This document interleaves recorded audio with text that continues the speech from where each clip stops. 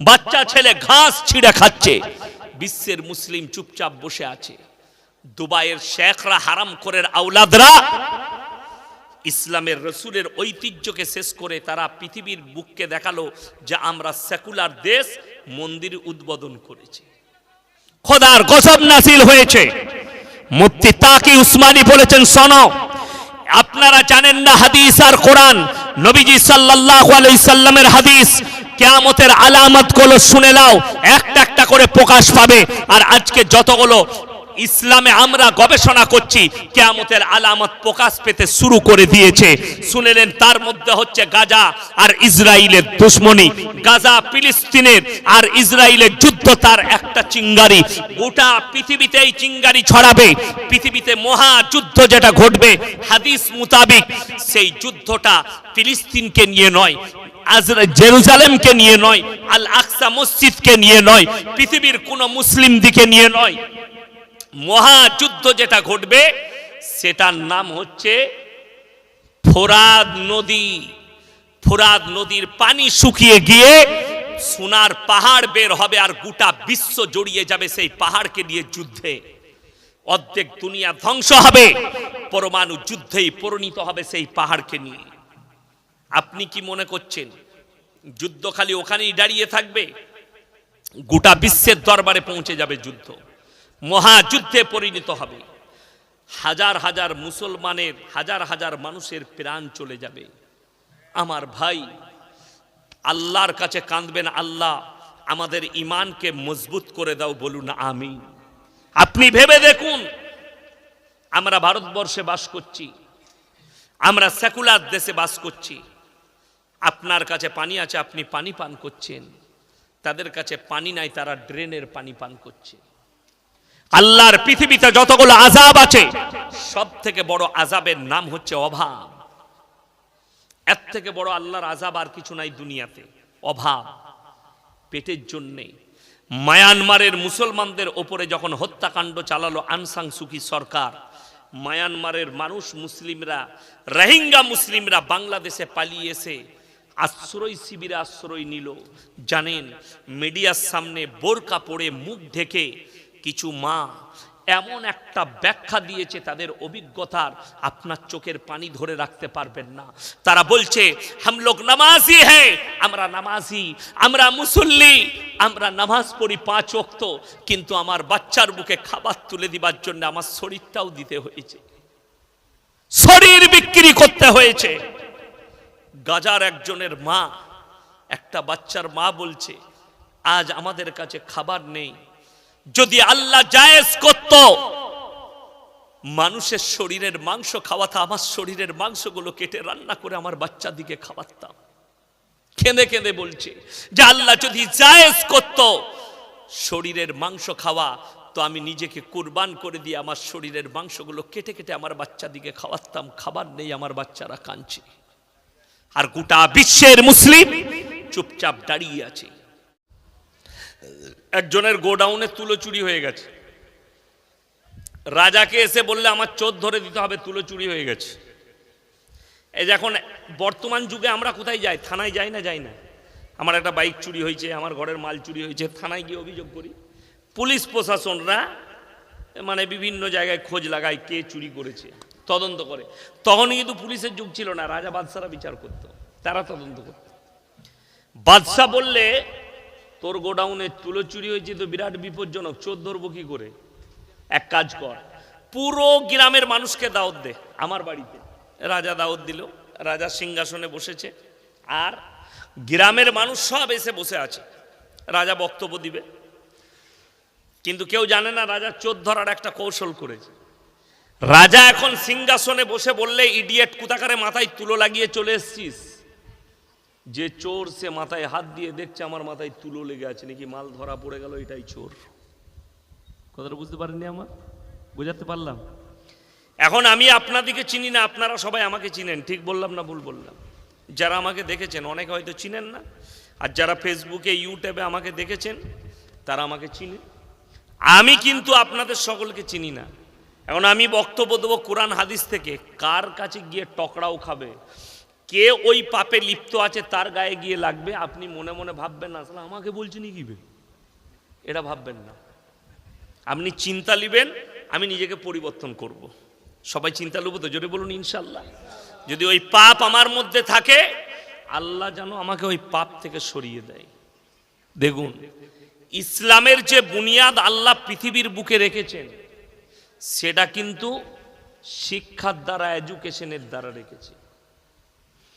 কোরআন আপনি নিয়ে আসুন, এখনই যদি আপনার বাড়িতে যে কোরআন আছে, মসজিদে যেটা আছে, মাদ্রাসায় যেটা আছে, পৃথিবীর বুকে এখন বর্তমানে যে কোরআন আমরা পড়ছি, এই কোরআনের প্রথম সূরাটার নাম কি আছে? সূরায়ে ফাতিহা আছে না নাই? তারপরের পৃষ্ঠা পাল্টাবেন, সূরায়ে বাকারা। সূরা বাকারা শেষ হলেই শুরু হবে সূরায়ে আল ইমরান। সূরা আল ইমরান শেষ হলে শুরু হবে সূরা নিসা। সূরা নিসা শুরু হলে শুরু হবে সূরায়ে মাইদা। এইভাবে প্রত্যেকটা সূরা পটপট করে গুছানো আছে। কিন্তু পৃথিবীতে প্রথম যে আয়াত আল্লাহ পাঠিয়েছেন সেটা হচ্ছে ইকরা বিসমি রব্বিকাল্লাযী খালাক।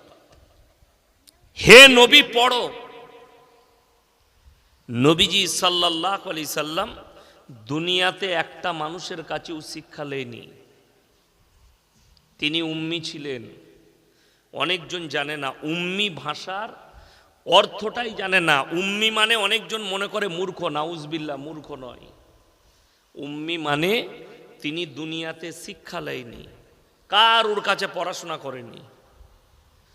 অনেকজন মনে মনে ভাববেন এটা কি করে হয়, নবীজি এত বড় জ্ঞানী মানুষ। এর লজিক আছে, পেছনে আল্লাহ অনেক বড় লজিক লুকিয়ে রেখেছে। এই লজিকটা যদি শুনেলেন, আমি আজকে শুনিয়ে যাচ্ছি, আপনার ঈমান মজবুত হয়ে যাবে। এটার উপরে যখন বিশ্বাসটা আনবেন। আমি স্টেজে জলসা করছি, আমার আগে আপনাদের ইমাম সাহেব মনে হয় বলছিলেন, তাই না? ইমাম সাহেব বলছিলেন, আমার পরেও হয়তো কেউ আসবেন, কথাটা শুনিলেন। আমার শিক্ষক আছে না নাই? কথা বলেন। আমি পড়েছি মাদ্রাসায়, তার মানে আমার শিক্ষক আছে। আমি স্কুলে পড়েছি, যখন আমার টিচার আছে, আমাকে পড়িয়েছে। আমার শিক্ষকের কাছে আমি ছোট না বড়? ছোট। যদি এখনই আমাকে যে আলিফ বা তা সাটা পড়িয়েছে নুরানি কায়দা, সে যদি চলে আসে বলবে ইয়াসিন আমার ছাত্র, আমি কিন্তু তার কাছে ছোট। আল্লাহর হাবিব সাল্লাল্লাহু আলাইহি সাল্লামকে পৃথিবীতে কোনো ব্যক্তি যদি শিক্ষা দিতেন একটা অক্ষরও, সে বলতো মুহাম্মদ আমার ছাত্র, আমার রসুলকে ছোট করা হতো। তাই সহিহ রিওয়ায়াত, আল্লাহ যতগুলো রসুল, পয়গম্বর, নবী, পয়গম্বর পাঠিয়েছেন, দুনিয়াতে কারোর শিক্ষক ছিল না, সকলের শিক্ষা গুরু হচ্ছেন আমার আল্লাহ নিজে। জোরে বলুন সুবহানাল্লাহ। আল্লাহ নিজের কুদরতে শিক্ষা দিয়েছে। এরপর পৃথিবীর মানুষকে একটা জিনিস ভাবায়, আপনার যদি আশেপাশে কোনো অমুসলিম ভাই, যারা আমার বক্তব্য শুনে অনেক অমুসলিম ভাই, আমি হাই রোড হয়ে এলাম, সিঙ্গুর হয়ে একটা রেল গেট পড়েছিল, দেখলাম কোথায়, এই তারকেশ্বরের আগে মনে হয় একটা রেল গেট পড়েছিল, দাঁড়িয়েছিলাম। একটা ছেলে ছুটে এসে কাঁচটা ঠুকলো, কাঁচটা খুললাম, স্যার আমি হিন্দুদের ছেলে, আমি আপনার অনেক বক্তব্য শুনি, খুব ভালো লাগে, কোথায় যাচ্ছেন? আমি আপনাদের গ্রামের নাম করলাম, এখানে আমার প্রোগ্রাম আছে।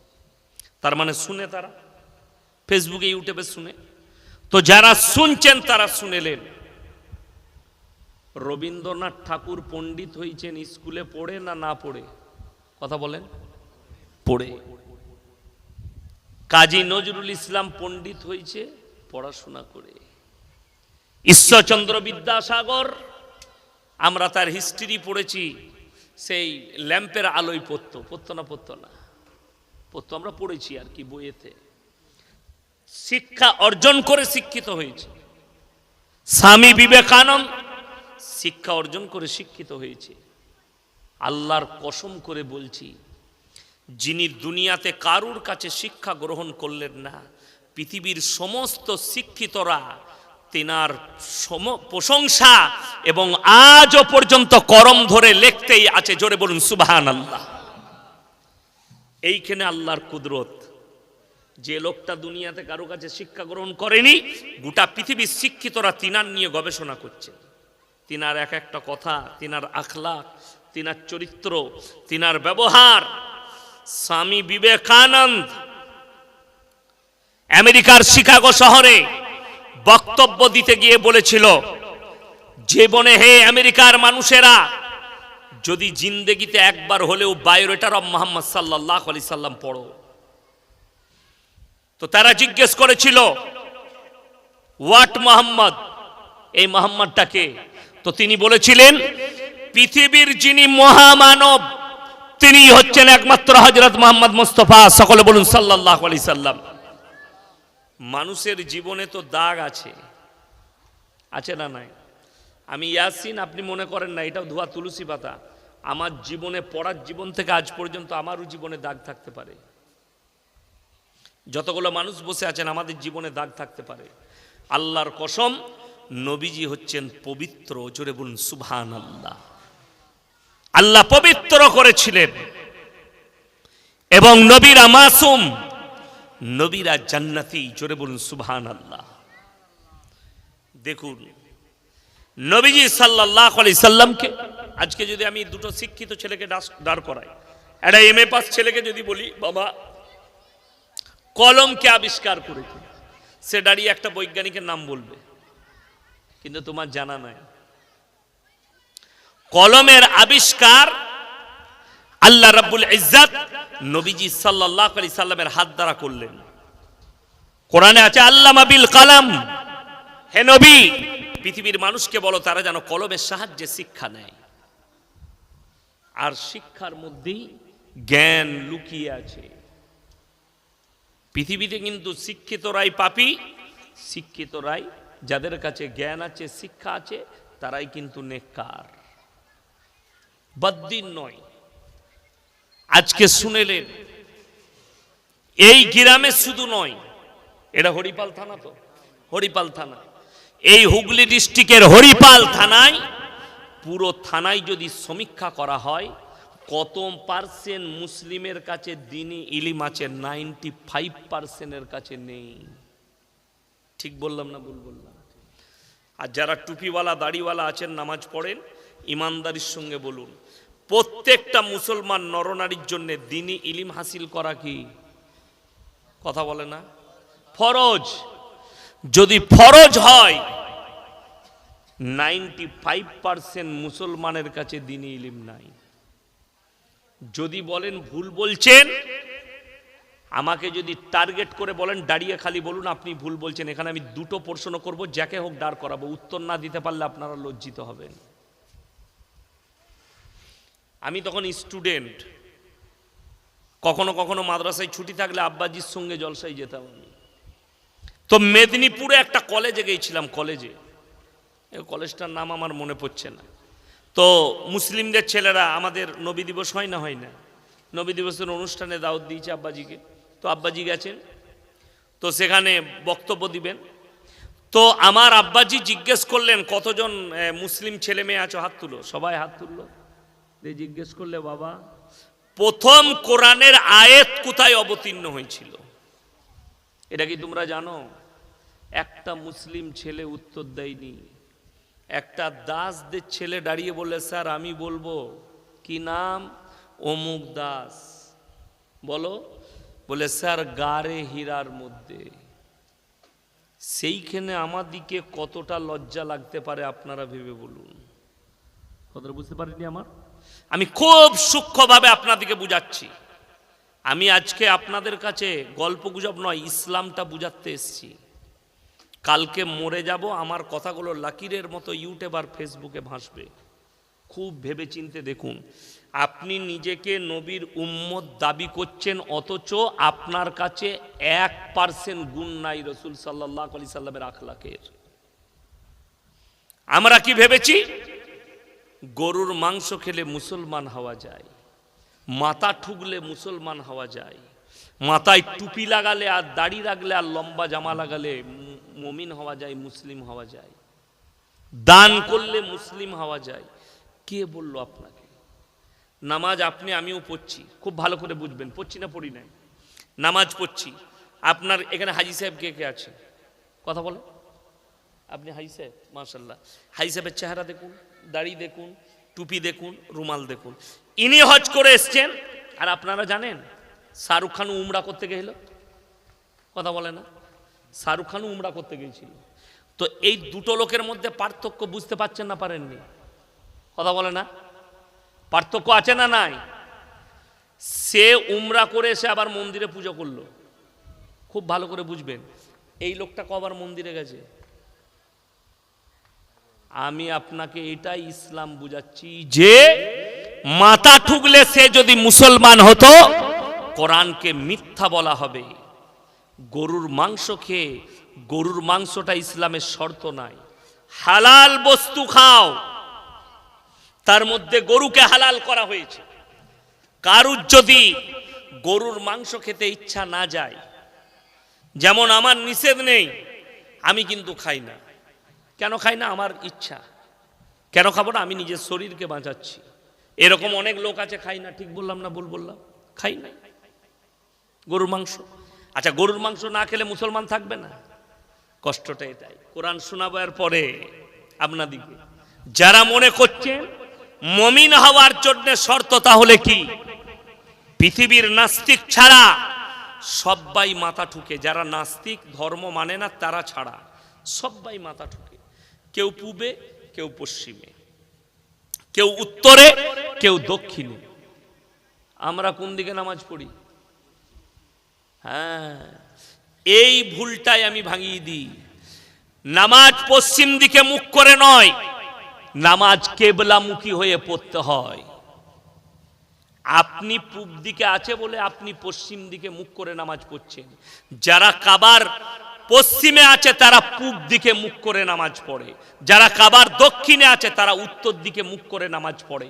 যারা কাবার উত্তরে আছে তারা দক্ষিণ দিকে মুখ করে নামাজ পড়ে। এইটা হচ্ছে ইসলামের শর্ত। শর্তটা হচ্ছে কিবলামুখী হওয়া, পশ্চিমমুখী নয়। আমাদের এলাকায় ফুটবল খেলা হচ্ছে, তো বিরাট বড় টুর্নামেন্ট। মুসলিম ছেলেরা গেছে গাদা খেলা দেখতে। আসরের আজান হয়েছে, তো অনেকগুলো মুসলিম ছেলে আছে, নামাজ পড়ে। একজন চাচা এই মোটামুটি নামাজ পড়ে, তাকে বলছে, চাচা আমরা নামাজটা পড়েলি বলে পড়েলে। উজু করে সে দক্ষিণ দিকে মুখ করে নামাজ পড়িয়ে দিয়েছে। নামাজের পরে একটা ছেলে বলছে, চাচা এটা দক্ষিণ দিক। ও বলছে, তোরা জানিস আল্লাহ সব দিকেই আছে। এটা হচ্ছে তার উত্তর। তো একে ঝাঁটা মারতে আছে না নাই? তো এটা তো সবাই জানে আল্লাহ সব দিকেই আছে, কিন্তু আল্লাহ শর্ত রেখেছে কিবলামুখী হয়ে নামাজ পড়া। জেনে শুনে কেউ যদি দক্ষিণ দিকে মুখ করে নামাজ পড়ে, সে গুনাহগার, হারাম হবে, নামাজ হবে না।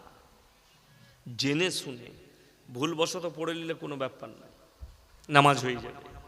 কিন্তু কিবলামুখী হওয়ার শর্ত। চলুন কোরআন খুলুন। এর পরে আমার আল্লাহ রাব্বুল আলামিন কোরআনে বললেন, লাইসাল বিররু আন তুওয়াল্লু বুজুহাকুম কিবালাল মাশরিকি ওয়াল মাগরিব ওয়ালাকিন্নাল বিররা মান আমানা বিল্লাহ। হে আমার নবী বলে দাও, পূব কিংবা পশ্চিম দিকে মাথা ঠুকার নাম ঈমান নয়। এক নম্বর ঈমান মান আমানা বিল্লাহ, আল্লাহর উপরে প্রকৃত বিশ্বাস। সবাই আনবো, জোরে বলুন ইনশাআল্লাহ। ওয়াল ইয়াউমিল আখির, আমার পরকালের প্রতি। ওয়াল মালাইকাতি, আমার ফেরেশতাদের প্রতি। ওয়াল কিতাবি, আমার আসমানি কিতাবের প্রতি। ওয়ান নবিয়িন, আর আমি যতগুলো নবী পয়গম্বর পাঠিয়েছি এদের উপরে বিশ্বাস আনার নাম হচ্ছে ঈমান। এই পাঁচটা শর্ত আল্লাহ রাখলেন ঈমান আনার জন্য। জোরে বলুন সুবহানাল্লাহ। চলুন, দ্বীনি ইলম হাসিল করা ফরজ। কতটা কতটা করতে হবে? আপনাকে আলেম হতে হবে না, আপনাকে মুহাদ্দিস হতে হবে না, আপনাকে হাফেজকারী হতে হবে না। অতটা ইলম আপনাকে হাসিল করতে হবে যতটা করলে আপনি হারাম হালাল চিনতে পারেন, দিন আর বদ্দিন চিনতে পারেন, শিরক আর বেদাত চিনতে পারেন, কুফরি চিনতে পারেন। বেঈমান কাফের যে জালটা আপনার উপরে ফেলাচ্ছে সেইটা যেন আপনি দেখতে পান। এমন না হয় আপনাকে চারিদিকে মাকড়সার মতো জালে বাঁধছে, অথচ আপনি বুঝতেই পারেন না। আপনি মনে করছেন আমি মুসলমানই আছি, ওইদিকে আপনার ঈমান ধ্বংস হয়ে বসে আছে। কেন? বেঈমান কাফেরের আমলের দ্বারা। সেই আমলগুলোকে নিজের আমল করেছেন, ঈমান ধ্বংস হয়ে গেছে। যেমন আপনাকে সূক্ষ্মভাবে বুঝাই যে হারাম হালাল মুসলমান কতটা চিনেছে। আমাদের মুসলিমদের ছেলেরা গাড়ি চালায় না লরি চালায়। আমি আমার এলাকার কথাই বলছি, বর্ধমানে অনেক ছেলে বালির গাড়ি চালায়, পাথরের গাড়ি চালায়। হাই রোডে দাঁড়িয়েছে, ঢুকিয়ে একটা হোটেলে বললে এক বোতল মদ দে ভাই, মদ খেয়ে নিল। এরপর বলছে মুরগির মাংস আর রুটি নিয়ে আয়। সে হোটেলের কর্মচারী বেচারা রুটি আর মাংস এনেছে, তখন জিজ্ঞেস করছে মাংসটা জবাই না কাটা? আর মার হারাম করকে জুতো করে। যে মদ খেলো তার এটা জিজ্ঞেস করে লাভ আছে মুরগিটা কাটা না গোটা? আপনারা জানেন না, আপনারা অভিযোগ করেন হুজুর দোয়া করছি দোয়া কবুল হয় না, এত দোয়া করছি দোয়া কবুল হয় না। আপনারা বসেছেন, আমি বসেছি, দোয়া করবেন, শেষ দোয়া নিবেন, হাত তুলে কাঁদবেন, দোয়া কবুল হচ্ছে না। আপনার জানা আছে দোয়া কবুলিয়াতের জন্য শরীয়তে প্রথম শর্ত রাখা হয়েছে হালাল খাবার। যে খাবারটা খাচ্ছ সেটা হালাল কিনা, যে টাকাটা রোজগার করে খাচ্ছ সেটা হালাল কিনা, এটা ইসলামী শরীয়তে দোয়া কবুলিয়াতের প্রথম শর্ত, না হলে দোয়া কবুল হবে না। চলুন সকালবেলায় উঠে যদি তারকেশ্বর টাউনে যান, কিংবা আপনি ধরলেন ডানকুনিতে যান, যদি জিজ্ঞেস করেন কোনো হোটেলে কিংবা রেস্টুরেন্টে খেতে যান, আপনার শর্ত আছে না নাই? আপনাকে জিজ্ঞেস করতে হবে না? হবে না দাদা মুরগিটা জবাই না কাটা? কথা বলে করতে হবে না? কেন করতে হবে? আপনি মুসলিম, জবাই ছাড়া খাওয়া যাবে না, হালাল মাল খেতে হবে আপনাকে। আপনি এটা বুঝে গেলেন যে আমাকে হালাল মাল খেতে হবে। আপনি সকালবেলায় উঠে আপনার বাজারে গেছেন, গিয়ে বলছেন দাদা 1 কিলো জবাই করা মাংস দে। কিনছেন জবাই করা মাংস, কিন্তু টাকাটা আবার সুদের টাকা, সেই একই মাল দাঁড়িয়ে গেল। কি বললাম বলুন তো? এই সুদের বায়ান যদি করে দিই, সকালবেলায় আপনাদের গ্রামের চায়ের দোকানে সুদখোর মাল কটা গাল দিবে, বা যে হুজুর এনে নিবে ওকে নিয়ে আসে, ওই মাল কটা গাল দিবে যে কটা সুদ খায়। ওই জন্যেই কি বললাম, কথা বললেই গায়ে গিয়ে টকরাও খাবে, এটা কিন্তু আমার ভাষা নয়। সুদ যে হারাম, সুদ যে কত বড় পাপ, কোরআনের আয়াত শোনাবো আর হাদিস শোনাবো, আপনি বুঝতে পেরে যাবেন। আমার নবী বিশ্ব নবীকে আল্লাহ কোরআন পাঠালেন, ওয়াহাল্লাল্লাহুল বাইয়া ওয়া হাররামার রিবা। হে নবী বলে দাও পৃথিবীর মানুষকে, সুদ তোমাদের জন্য হারাম করা হয়েছে আর ব্যবসাকে হালাল করা হয়েছে। জোরে বলুন সুবহানাল্লাহ। সুদ হারাম, ব্যবসা হালাল। নবীজি সাল্লাল্লাহু আলাইহি সাল্লাম বললেন, হে আমার সাহাবীরা শোনো, তোমরা শুনে নাও আর তোমার প্রতিবেশীকে শুনিয়ে দাও। কেউ যদি আল্লাহ আলা কবিয়ুন আজিজ,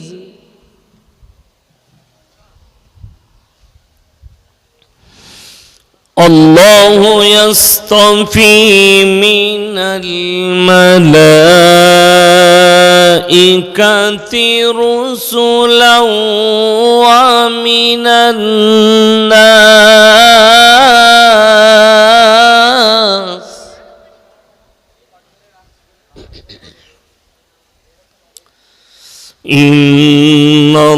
ইন্নাল্লাহা সামিউন বাসীর।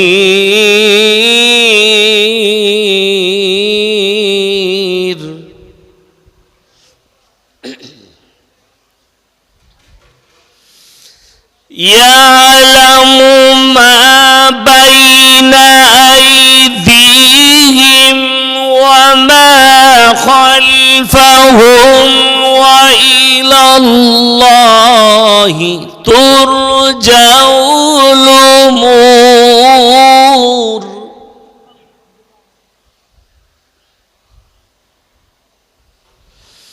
ওয়া ইলাল্লাহি তুরজাউল উমুর।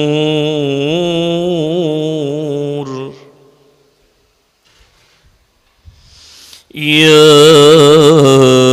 أيها الذين آمنوا اركعوا واسجدوا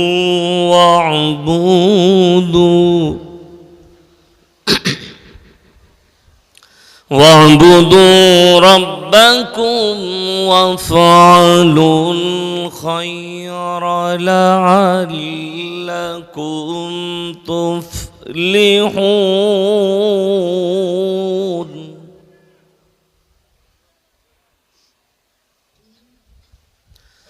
الله أكبر. بسم الله الرحمن الرحيم.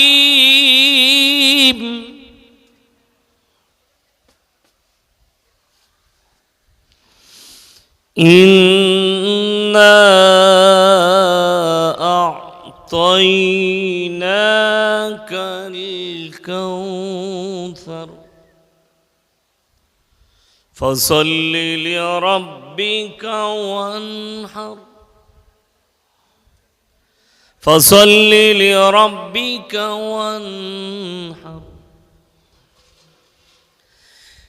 إنا أعطيناك الكوثر فصل لربك وانحر. إن شانيك هو الأبتر.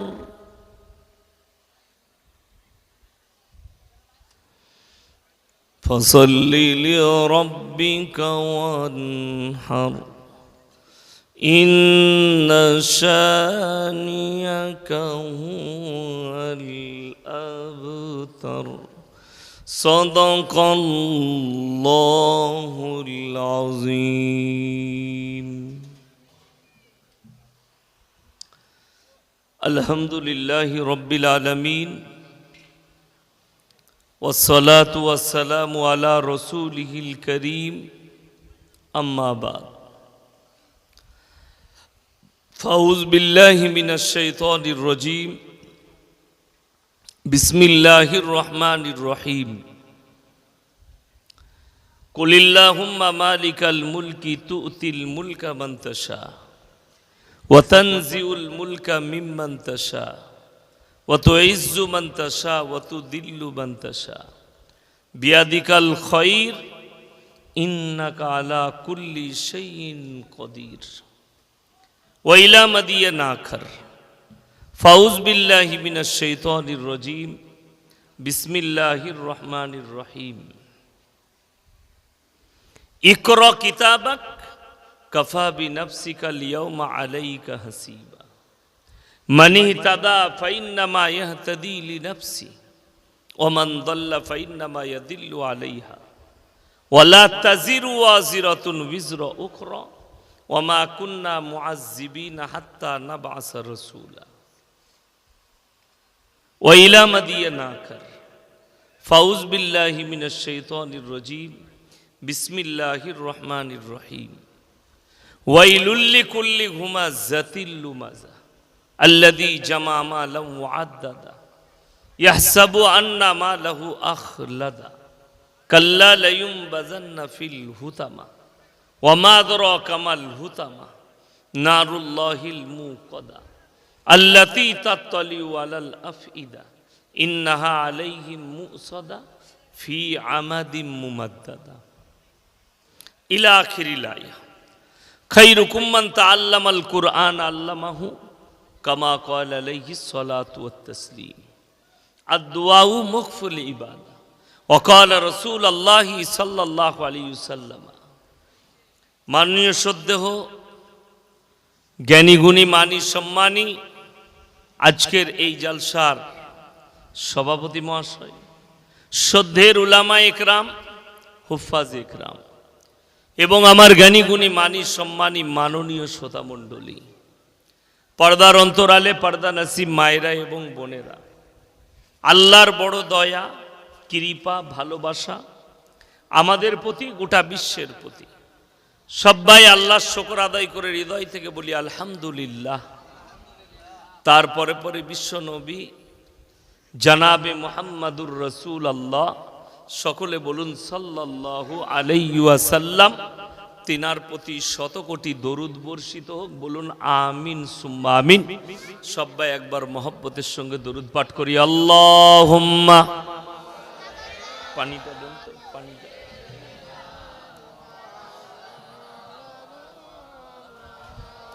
ওয়া আলা আলি সাইয়্যিদিনা ও মাওলানা মুহাম্মদ।